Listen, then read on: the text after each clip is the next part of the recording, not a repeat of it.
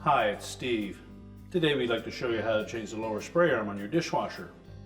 If your lower spray arm is cracked or damaged or is plugged up, you will need to replace it. It's a really easy job, and let me show you how we do it. Now, to do this repair, we'll begin by removing all the items in the lower rack and then removing the rack from the dishwasher itself. So simply slide it out and set it aside.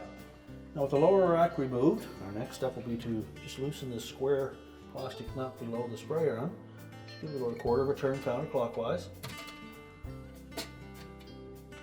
And lift the spray arm off and discard it. We'll then take the new one, place that nut on top of that center bearing, make sure it sits down flush, and then turn it to lock it in place.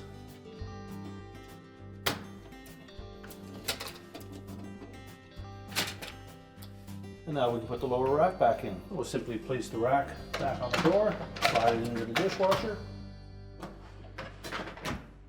and our repair is complete.